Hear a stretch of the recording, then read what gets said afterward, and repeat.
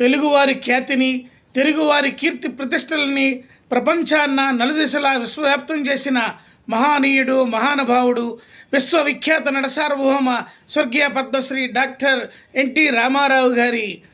101వ జయంతి సందర్భంగా వారిని స్మరించుకుంటూ జాతి కోసం, జనం కోసం, ప్రజల కోసం, ప్రపంచం కోసం,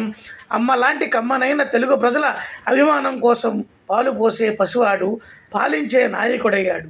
తెలుగు ప్రజల ఆకలితో బాధపడుతుంటే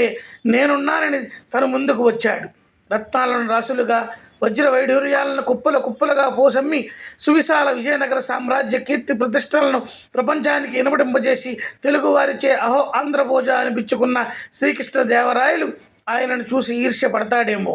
నా ప్రజల కోసం మట్టిలో మట్టినై, గాలిలో గాలినై, రక్తంలో రక్తాన్నై, నా జాతి జనులు పాడుకునే స్వేచ్ఛా గీతాన్నై, రవి అస్తమించిన బ్రిటిష్ సామ్రాజ్యాన్ని తునాతునకలు చేసిన మన్యం వీరుడు అల్లూరి సీతారామరాజు ఆయనను చూసి అసూయ పడతాడేమో. రామాయణంలో రాముడు, గీతలో కృష్ణుడు, విలువిద్యలో అర్జునుడు, మల్ల యుద్ధంలో భీముడు, పద్మవ్యూహంలో అభిమన్యుడు, సినీ రాజకీయ రంగ సార్వభౌముడు, తెలుగు ప్రజలు జీవించినంతకాలం, తెలుగు జాతి బ్రతుకున్నంతకాలం మరువలేని మరుపురాని, తిరుగులేని తిరిగిరాని, తనకెవ్వరూ సాటి లేని మహామనిషి, మహానటుడు, ప్రజల ఆరాధ్య దైవం, కోట్లలో ఒక్కడు, కోట్ల మందికి ఒక్కడు, తెలుగువాడి గుండె చప్పుడు, పార్టీ పెట్టిన 9 నెలల్లోనే ముఖ్యమంత్రి తెలుగువారి ఖ్యాతిని, ప్రఖ్యాతిని దిశ